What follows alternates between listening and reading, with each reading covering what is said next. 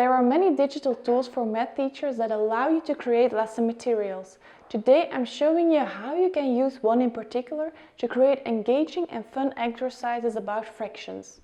BookWidgets offers endless possibility to make things even more interesting. Let's take a look. My name is Lucy and you're watching the EdTech School playlist. Make sure to give this video a thumbs up if it gives you some great new ideas and inspiration. Today, I'm giving you 5 creative lesson ideas with fractions you can use in your classroom. You can find 3 more ideas via the link in the description.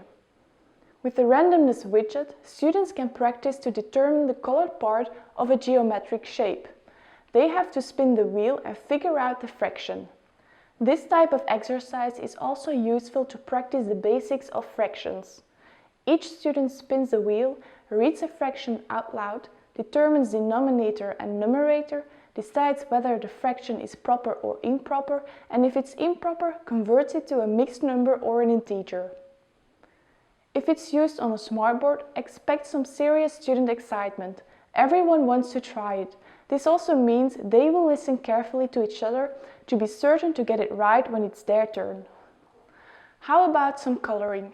BookWidgets contains a whiteboard widget or exercise where you can insert pictures and let your students color the part you want. Especially interesting is to divide a shape into, for example, 10 equal pieces and ask them to color 2/5. The third lesson idea uses pair matching widgets. This one is great for finding equivalent fractions. Students have to find 2 matching pairs. This will require some thinking first.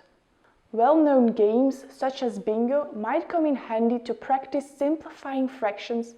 Each student gets different cards on his device containing fields with irreducible fractions.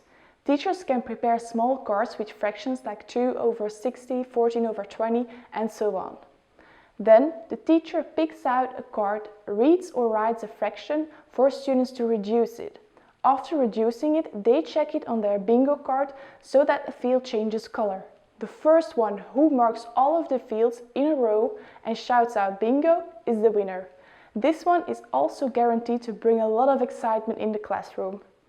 When it comes to grading your students' knowledge, the quiz widget comes in handy. This exercise contains many question types which you can use dealing with fractions. The numeric answer question is really helpful since you can choose the answer style to be a single number, a fraction or a mixed number. And the best thing, BookWidgets does the grading for you. So that's it for today. I'm sure your students will love these kind of exercises.